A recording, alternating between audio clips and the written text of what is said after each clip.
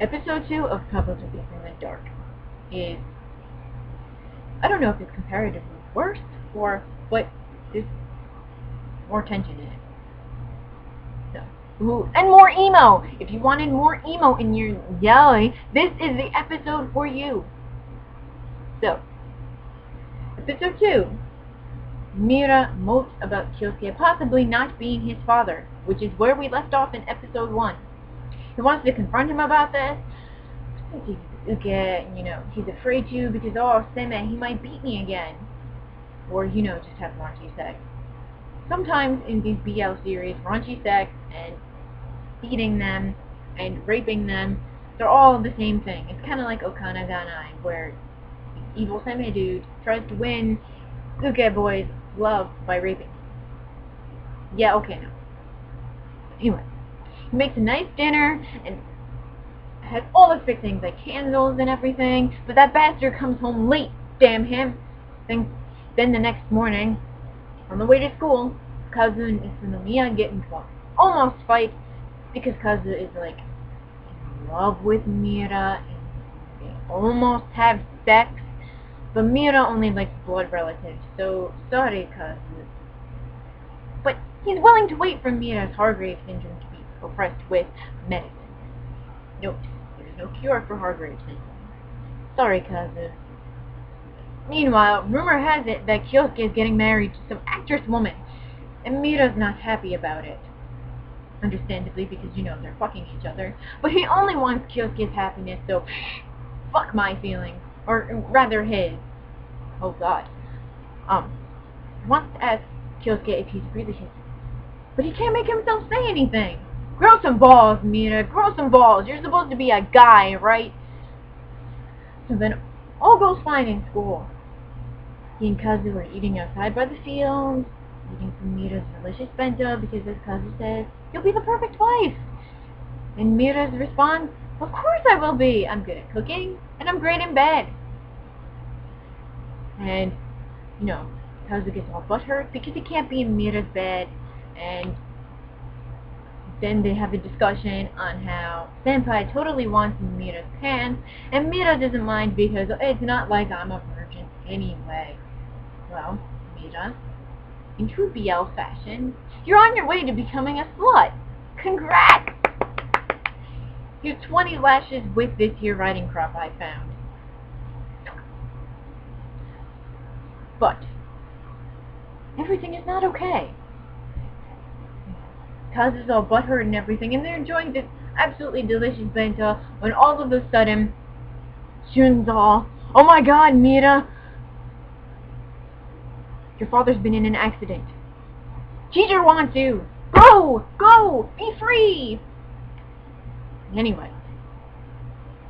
So, Mira's running down the hospital hallway as per dramatic scene changes go, and he barges into the room, flops down on the floor next to the bed, and basically goes on about how, oh my god, you said you'd never leave me, you bastard, I love you, how could you do this to me? I made my mistakes, got nowhere to run, but life goes on as I'm fading away. Don't you dare pull me away from him, I want to die with him. It takes Kyosuke's manager dude, whose name I also don't remember, to say he's got some minor injuries, he'll be fine in a few days. Talk about being melodramatic. So, manager dude tells all this stuff, like how Mira's the only thing in his life, how manager dude basically told him that there was no way he could raise a son by himself, but Kyosuke persevered, and you can almost hear the dramatic swell of violins in the background here, folks. And that makes him so strong, and he asks Mira to take care of Kyosuke, and all that crap. So that actress woman, everyone thinks Kyosuke's marrying, shows up, and sees Mira and is all, oh my god, Mira! Guess who she is, folks? Is she A, Mira's aunt, B, Mira's mother, C, just some random actress co-worker of Kyosuke's, D, all of the above, or E, none of the above? The answer will be revealed soon. Choose carefully. Mira is pissed at her because she's trying to take his man. Cue scene change out of nowhere, where Mira's watching TV and the news, and Kyosuke is out of the hospital, and it's on every single channel, and possibly even Paradise TV, which is Japan's largest porn network.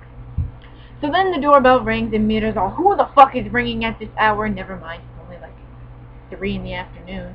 And he sees through the screen on the intercom system that, like every house in Japan must have, that it's that Utsunomiya Mitsuki bitch, aka that actress woman that Kyosuke is supposedly marrying. And what the fuck does she want? So he opens the door and says, Kyosuke is not home, go away. Okay, he doesn't say it like that. He says, if you're looking for Kyosuke, he's not here, in very formal Japanese. And he says it all pouty, and goddammit, I love to say it so much because, oh, pouty. And anyway, she goes, I'm not here to see him, I'm here to see you. And then she asks if it's alright, if he's her son as well, and that it's alright with Kyosuke, and Mira's all like, ha, no, and yeah. He runs away to this silly grassy place on a shoreline, and I swear I've seen this particular scene background in an episode of Vice Grips. The one where Ken meets Yuriko, where he asserts his florist knowledge. Regardless, it's a pretty scene. But anyway, he's looking at the clouds and cue a flashback about cloud watching, which isn't really that exciting flashback. And he starts crying because that bastard Kyosuke. Mira has this dream about darkness, and all of a sudden angel feathers appear, and Mira is said in a way that I went, oh my god, Yoji, because I watched too much Vice Grips. And lo and behold, he wakes up and finds Kyosuke's jacket draped over him, and Kyosuke sitting there. He was worried sick and looked everywhere he knew he'd probably go, and he nearly cried, and you know, that's because Mira's the only thing he lives for, and if we replace his name with Asuka's, I could pretend this was something from Vice Grips. And Mira basically rehashes everything that I just told you about, you know, Utsunomiya Mitsuki coming, and Kyosuke's like, oh, she already told me everything. Then he says, oh, you should know the secret to your birth, and Mira's all, oh, but I know, and he covers his ears because, you know, he's in denial. And Kyosuke's all, Utsunomiya Mitsuki is your mother. Oh, and by the way, she's also my older sister, so that makes her your aunt, too. So, if you guessed what was the choice, D, all of the above, you were right. Congratulations. And Mira's reaction is priceless. His eyes go all wide, and then it's like the Wizard of Oz with the tornado taking the house up and everything swirling around. Then Kyosuke launches into this whole backstory about how his parents died when they were young, and his sister and he went into the movie business and became successful, and she got pregnant right before she became like a Hollywood actress, and she gave birth to Mira, and she was determined to raise him. Obviously that didn't work out well because she's not raising him.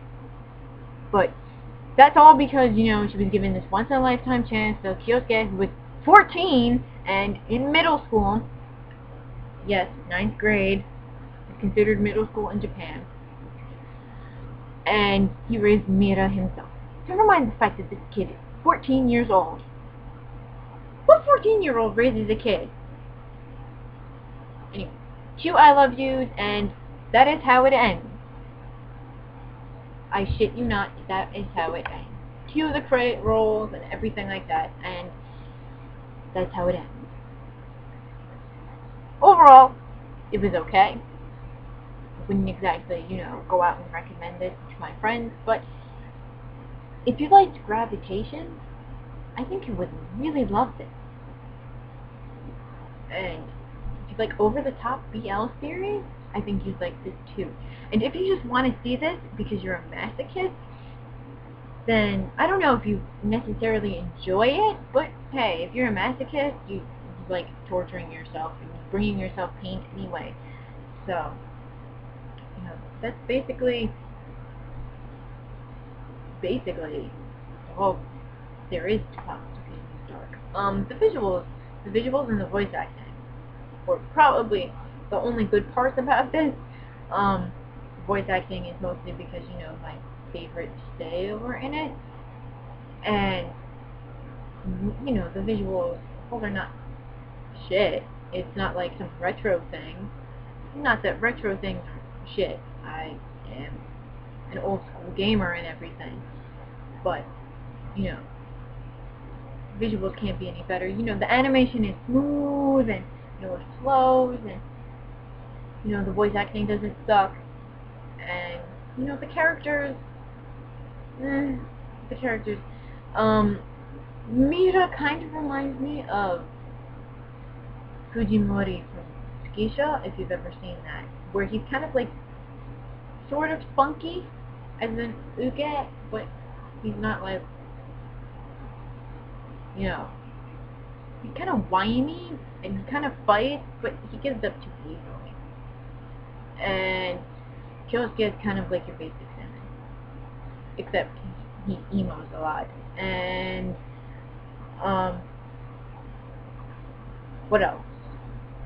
As far as BL goes, it's your basic BL series. There's not really much to talk about with it. And,